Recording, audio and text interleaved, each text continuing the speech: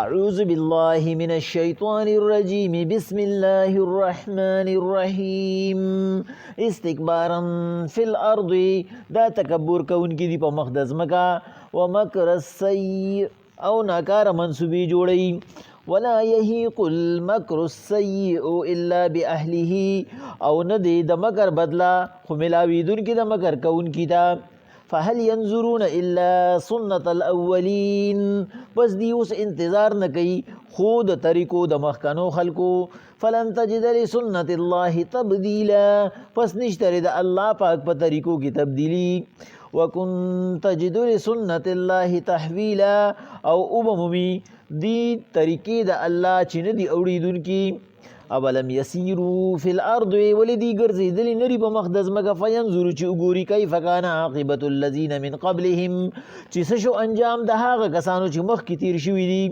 وکانو اشد منهم قوة او اغد دین دیر سیواو پتاکت کی وما کان اللہ لیعجزه من شیء فی السماوات ولا فی الارض نشتری ہزی اوسیس چی اللہ تو رکاوٹ جوڑشی پا مخدز اسمان یا دزمکی انہو کان علیما قدیرا بے شک دے اللہ پویا و قدرت لرن کی ولو يؤاخذ الله الناس بما كسبوا ما ترك على ظهرها من دابة کچری اللہ فاک نسل انسانان دا اغید عمل پا سبب نبو پاتشوی پا مخدز مکا باندی یو سالرون کی ولكن يؤخرهم الى اجل مسمى خو اللہ دی ٹول رستو کری دی یو نیٹی مقرر تا فاذا جاء اجلهم نو پس ہر کلچ نیٹا پورشی پا ان اللہ کان بعباده بصیرا بے شک اللہ پاک پخپل بندگانو باندی لیدون کے دے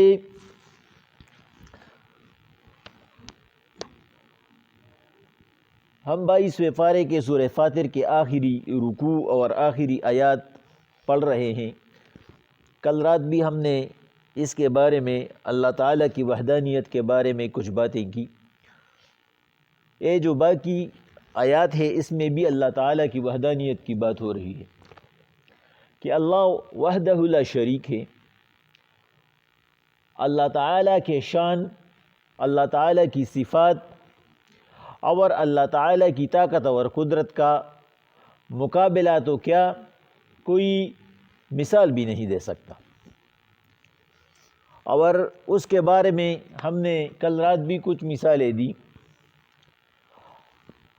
اگر آپ کو یاد ہو تو ہم نے سورہ فاتحہ اور سورہ بقرہ کی جو وضاحت کی تھی تو اس میں بھی ہم نے اللہ تعالیٰ کی قدرت کے بارے میں کچھ باتیں بتائی تھی۔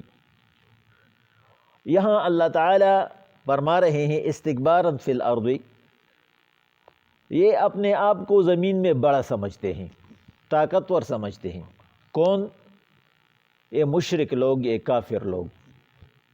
اسی لیے تو یہ اللہ تعالیٰ کی ذات سے انکار تو نہیں کرتے، لیکن اللہ تعالیٰ کی ذات میں دوسروں کو اختیار اور کنٹرول کرنے والے سمجھتے ہیں۔ جس طرح عیسائیوں کے بارے میں فقہا کا اس بات پر اتفاق ہے کہ وہ نالائق لوگ تھے، نااہل تھے۔ کیسے نااہل تھے؟ اس نے اللہ تعالیٰ کی ذات کو پہچاننے کے لیے حضرت عیسیٰ علیہ السلام کو اللہ تعالیٰ کا بیٹا مانا۔ اس نے کہا یہ اللہ تعالیٰ کی قدرت ہے کہ اس نے بغیر باپ کے انسان کو پیدا کیا، تو باپ اس کا کون ہو سکتا ہے؟ نعوذ باللہ اللہ ہی کو ہو سکتا ہے۔ اللہ تعالیٰ نے انہیں کہا، بتایا کہ بھئی پھر آدم کے بارے میں آپ کا کیا خیال ہے؟ اس کا تو نہ باپ تھا اور نہ ماں تھی، تو عیسیٰ کے لیے تو آپ نے باپ بنایا، تو آدم کی ماں کہاں گئی؟ اس لیے کچھ لوگ ہمارے معاشرے میں بھی ایسے ہیں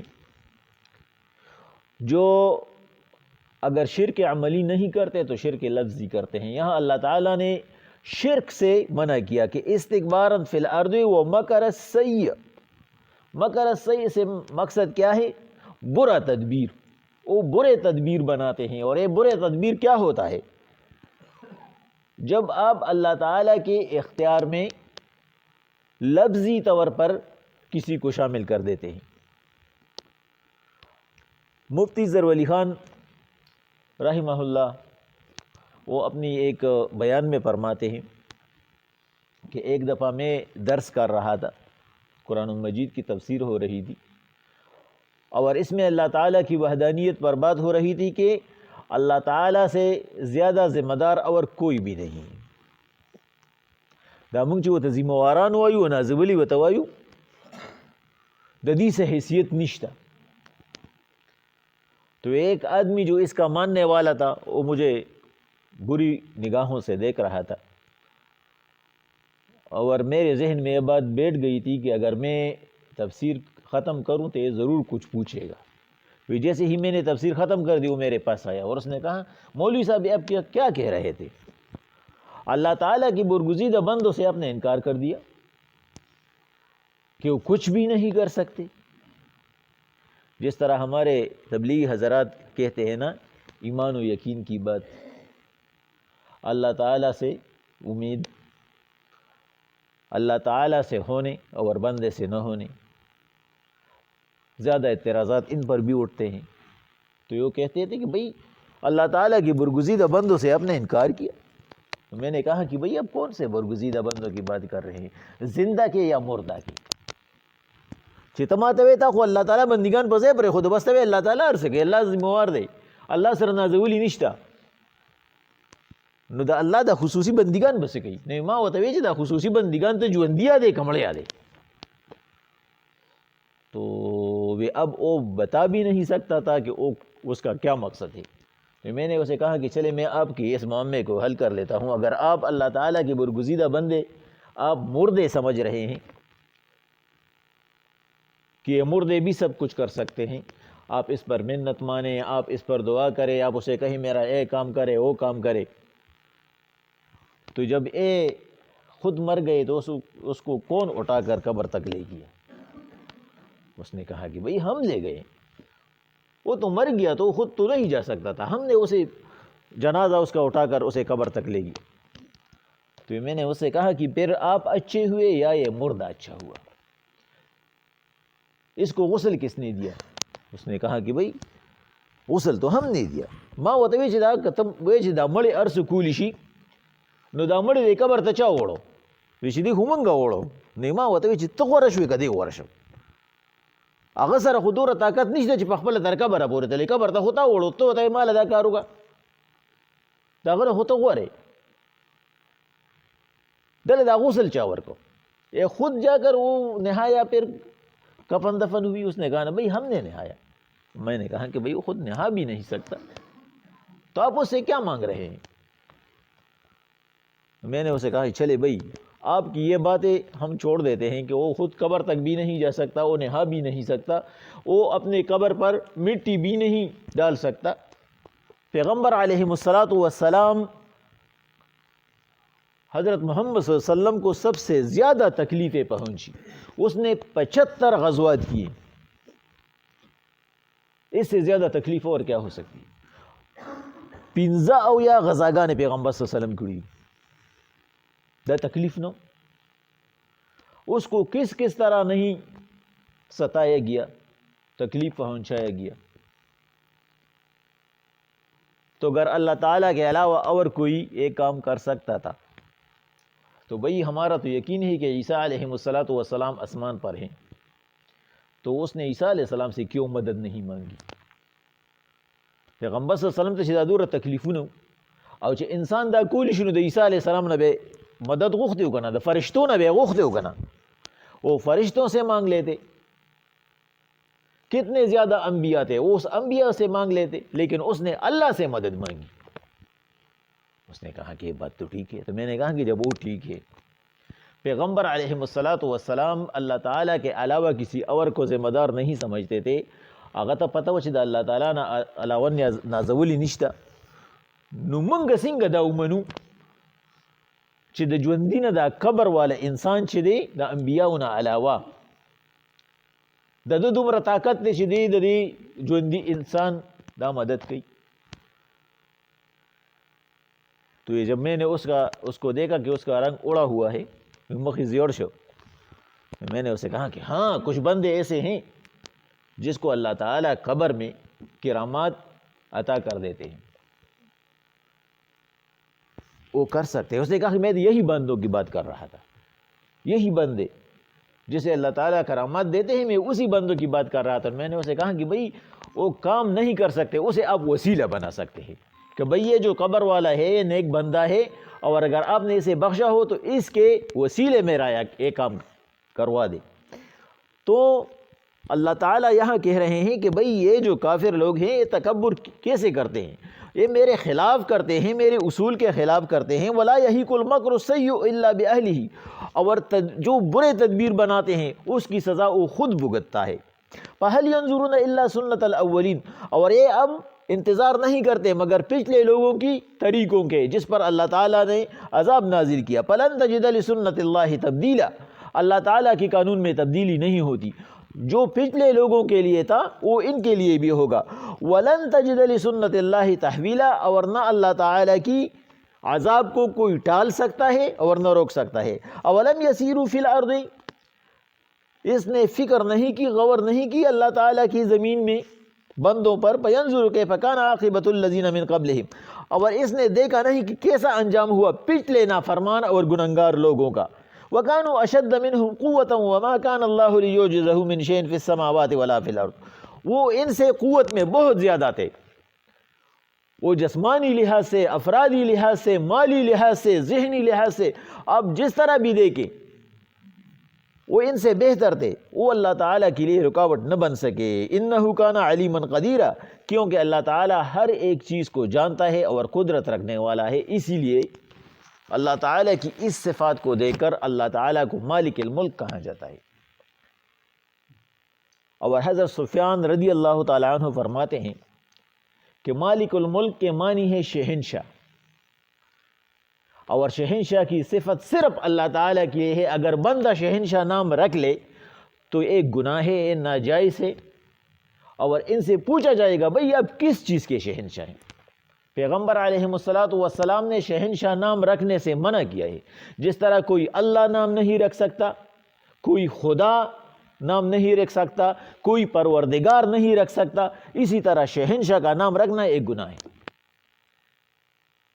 ایک بار یہ جو شفاہت تھے عرب کے شہنشاہ جسے کہا جاتا تھا، انسان تو اسے شہنشاہ کہتے ہیں، یہ مغل اعظم شہنشاہ ہے وغیرہ پوچھتے اور کہتے ہیں، اس کو کسی نے کہا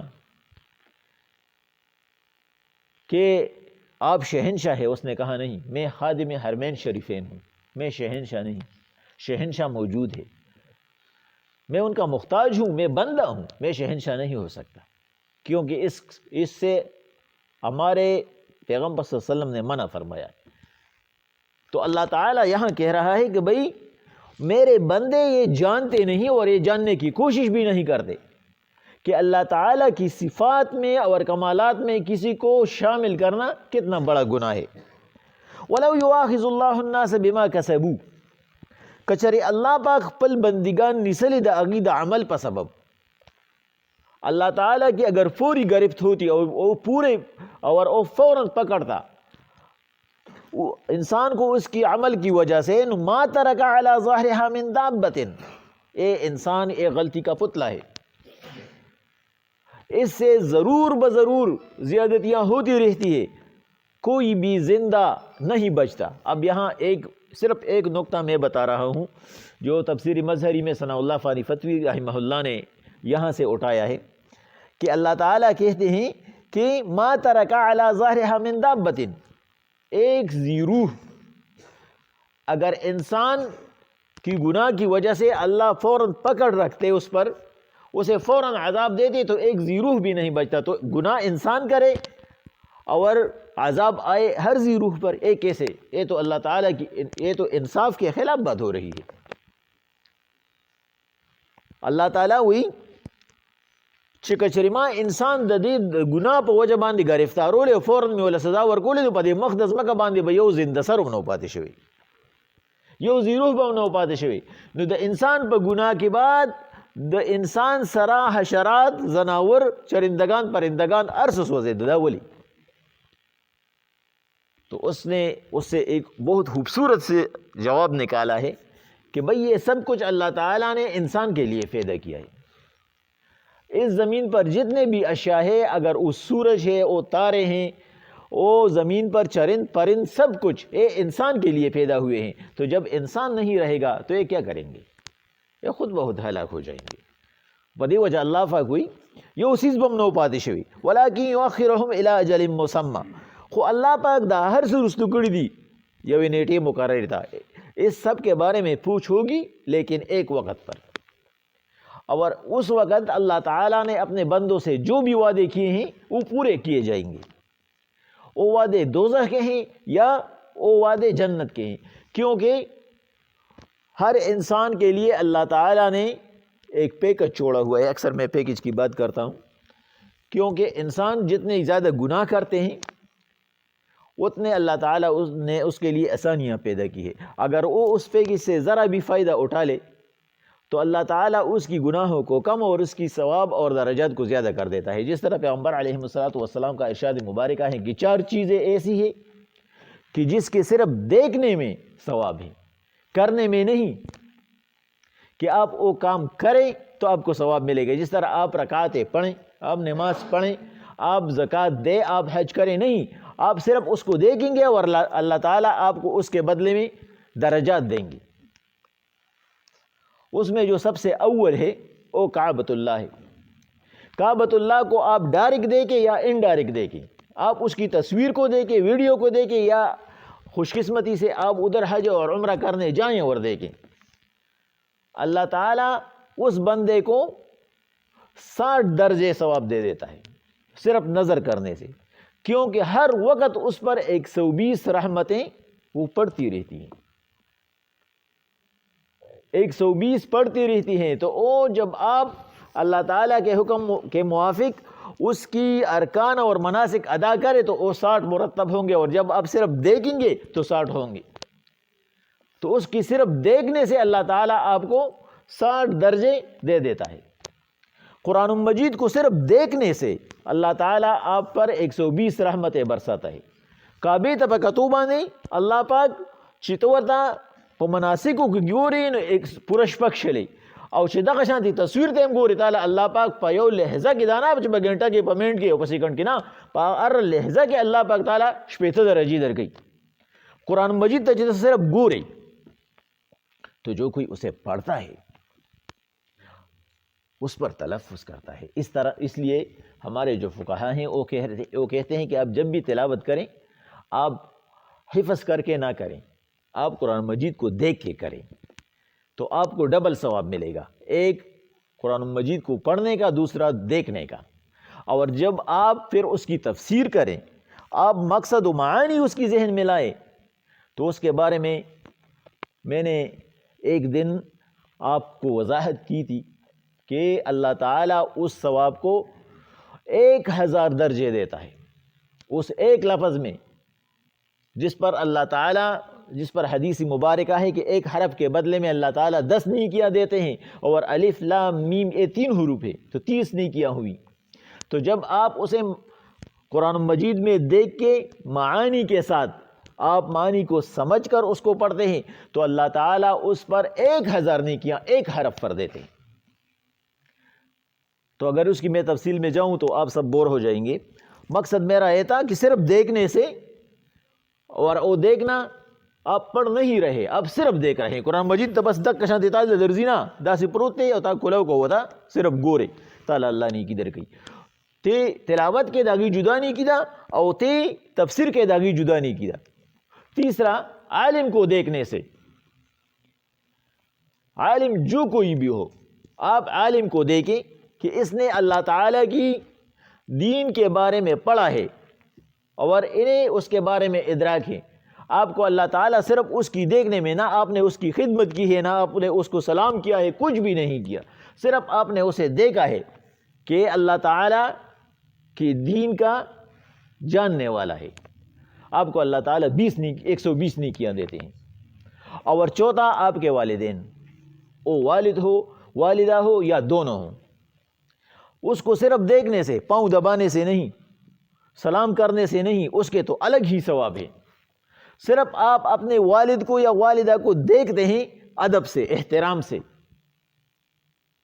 آپ کو اس کے اللہ تعالی 70 عمرے اور 70 حج کے جو مبرور ہو قبول شدہ اتنا ثواب دیتا ہے چې ته پلار ته یا مور ته حج بیا دبل شي. نو د اویاو حجونو د اویاو عمرو د قبول شویو او مونږه د قبول شوی په باره کې بل رس خبره کړې وه چې الله پاک چې کوم دی نو 3 کسان هغه به بغیر د حساب کتاب د جنت ته بوزي. اس کے ساتھ حساب کتاب نہیں ہوگا. ایک مجاہد جو جہاد کرتا ہے, دوسرا حج مبرور کرنے والا جس کی حج قبول ہو. تو یہاں اللہ تعالیٰ جب کوئی اپنے ماں یا باپ کو صرف دیکھتا ہو اللہ تعالیٰ اسے 70 حج اور 70 عمروں کی ثواب دیتا ہے. تو یہ 4 چیزیں ایسی ہیں, یہ پیکج ہے. میں پیکج کی بات کر رہا تھا, یہ اللہ تعالیٰ کی طرف سے پیکج ہے. صرف دیکھنے سے اتنا ثواب ملتا ہے. تو اللہ تعالیٰ کہہ رہا ہے کہ فَإِذَا جَاءَ أَجَلُهُمْ, جب ان کا جو معینہ وقت ہے وہ آ جائے گا. کس کا؟ انسان کے خاتمے کا, حساب کا, کتاب کا, جزا اور سزا کا. تو فَإِنَّ اللَّهَ كَانَ بِعِبَادِهِ بَصِيرًا, اللہ تعالیٰ اپنے مخلوق پر دیکھنے والا ہے. اس نے اس کے لیے سب کچھ او بنا کے رکھا ہے, لکھ کے رکھا ہے, کیونکہ لکھنے پہ انسان کا زیادہ اعتماد ہوتا ہے. تو جب اس کا معینہ وقت جو قیامت ہے وہ آئے گا, جب اس کے ساتھ او اعمال لگے گا, او میزان لگے گا, جب اس کی نیکیاں اور اس کے گناہ وزن کیے جائیں گے تو اللہ تعالیٰ کے فرشتوں کے ذریعے جو اللہ تعالیٰ نے اس کے نامہ اعمال میں جو کچھ بھی لکھا ہوا ہے, محفوظ کیا ہوا ہے, تو وہ سب کو دکھائے گا. اللہ تعالیٰ وہ تو وہی دا دسکڑی دیوس دیتا اس اگورا اللہ وہی یہ وقت را روان دے چا آغا وقت بتا سر زی حساب کتاب کو ماں. تو اس لیے آپ کو چاہیے کہ اب دین کو سمجھے. ابھی تک آپ نے جو کچھ بھی کیا ہے, انسان آپ یہ پڑھ رہے ہیں یہ حکم, ابھی تک جو کچھ بھی کیا ہے اگر برا کیا ہے تو اس سے استغفار کرے, اور اگر اچھا کیا ہے تو اس کو اور اچھا کرے. تو اللہ تعالیٰ اس کے بدلے آپ کو وہ انعامات دے گا جس کا اللہ تعالیٰ نے اب سے وعدہ کیا ہے. بسم اللہ الرحمن الرحیم.